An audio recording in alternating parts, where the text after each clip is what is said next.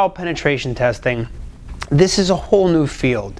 It's really going after the mobile devices in themselves, which stems from a topic really realistically called bring your own device.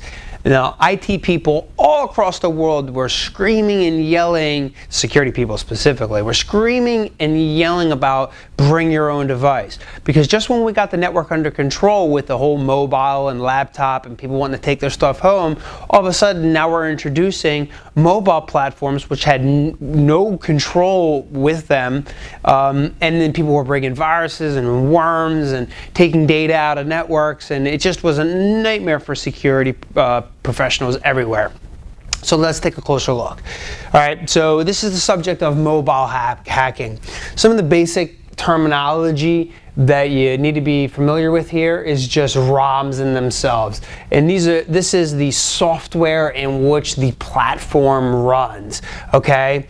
Next is the subject of breaking a system, okay? A lot of people are trying to do updates to their phone and they don't know what they're doing, so they install a non-platform specific update, and it messes with the ROM in itself and therefore becomes uncoverable. So they basically turn their mobile device literally into a brick because it's absolutely useless. Or bring your own device, right? This is the coming and going of mobile devices in the corporate workplace. All right. Some of the basic vulnerabilities that we have to deal with, or just app stores, right? We have our legitimate app stores, or I would say the default ones, but then there's also unconventional app stores in which you can connect to and get additional software and tools and tips and tricks and all sorts of fun stuff from unauthorized sources.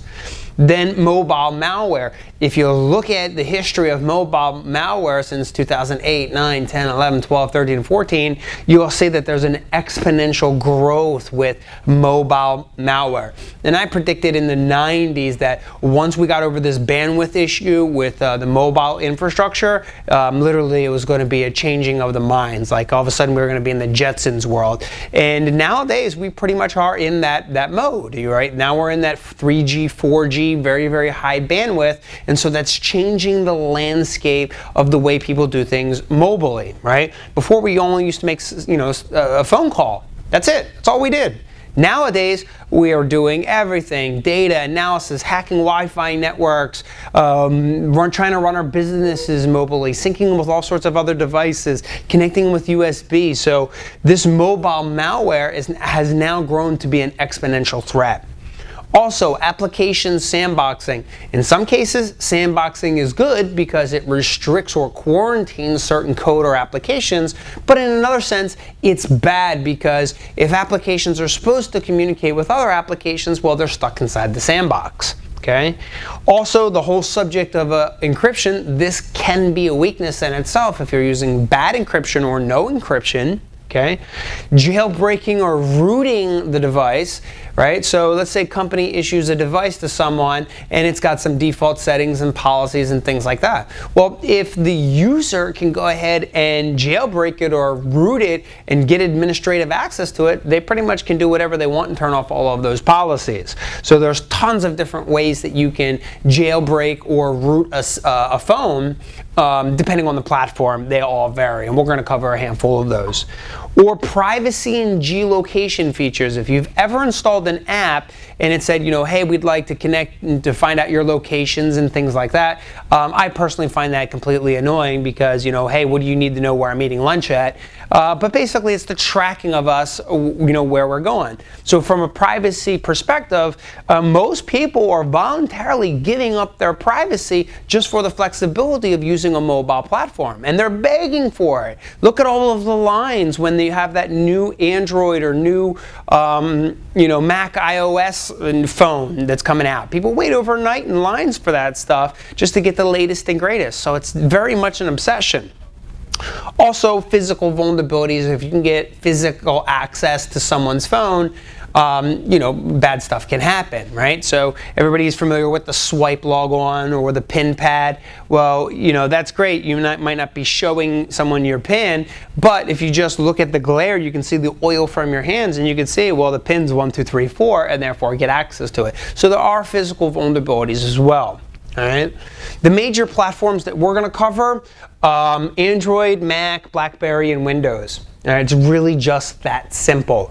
Now, from my experience, mobile hackers are realistically experts in one or maybe two of these flavors.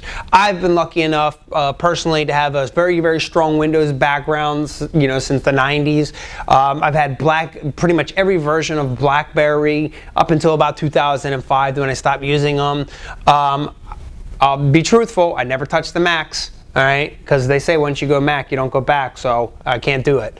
And then Android in itself, one of my favorite open source operating systems, because it doesn't have a lot of the restrictions that Mac or BlackBerry or Windows. It's just more of the open source route to things. But nonetheless, having an expertise in all four of these is extremely rare. Normally, you're just going to be an expert in like Mac or BlackBerry or Windows and Android or et cetera, et cetera. Normally, 2 out of the 4 is pretty common. Okay, but let's look at some of the attacks. All right, you can summarize the attacks by malware, data loss, data tampering, and exfiltration. So let's look at each of these a little bit more detail.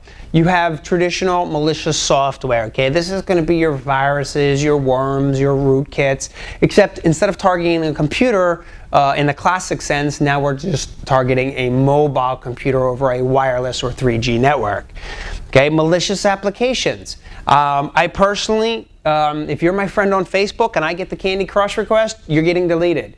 I don't care if grandmom's sending the request, she's done. All right, I can't stand all of the, hey, connect to me, and play my game. Like, don't we have anything else better to do with our lives? But there's tons and tons of these applications out there, and everybody's got their favorite. Everything from Dungeons and Dragons to Candy Crush. And then, of course, operating system modifications. Certain applications need root access. So, hey, somebody wants to play the latest and greatest game of something, so, oh, sure enough, they're going to figure out how to get root access, and there's no shortage of tools in which we can root these phones nowadays. Then just the subject of data loss in itself, okay? So you have application vulnerabilities, which is just really a generic term, but anything that can yield to the exposure of data, I would consider an application vulnerability. If it's also disclosing information, well, then it results in data loss as well. Doesn't matter if it's an email or like SMTP or POP3 or IMAP. If it's in clear text, ultimately your data could be at a loss. Then you have physical access. If somebody gets physical access, well, these would include things like everything from lost and stolen devices to now somebody else has your phone and they're using it for whatever purpose. Then data tampering, or the attack on integrity. Again, application modifications. All right, one application now trying to change the features or parameters of another application.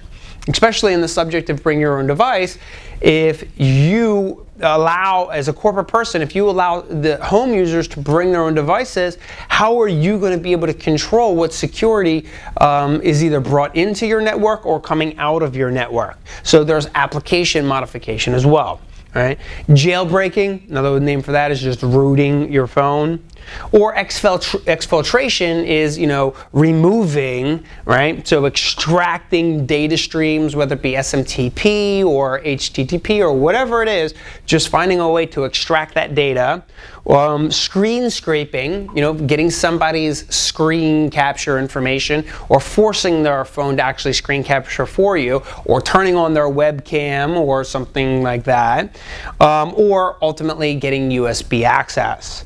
So mobile hacking in itself is really a new field that's been pioneered over the last, I would say, 3 or 4 years. It's gotten really, really popular, and we're just now starting to get, a handful of books and courses and subject matter. But a lot of people are not fluent with mobile devices, especially from this security perspective. I mean, grandmom doesn't care about security. She just wants to call her nephew and say happy birthday. She's not really concerned about all of this.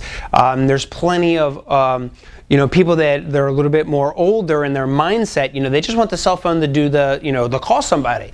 They don't understand cell phones that only have 3 buttons on them. Where are the other however many buttons? They don't get it. Okay, so you kind of have like the old mindset versus the newer mindset. In the old mindset, people look at a phone and they think to themselves, I don't know what to make this thing do, right? Where the newer mindset, some of the younger kids that are realistically born with these Blackberries and Androids, they look at it completely different. They go, well, what can I make this do? And they're finding all sorts of creative things to actually make the cell phones, you know, do some really, really, really cool stuff. That's why the subject of mobile pen testing in itself has come leaps and bounds in the last couple years, and I expect it to grow exponentially for the next several years. So let's go ahead and take a look at a few examples with a little bit more detail.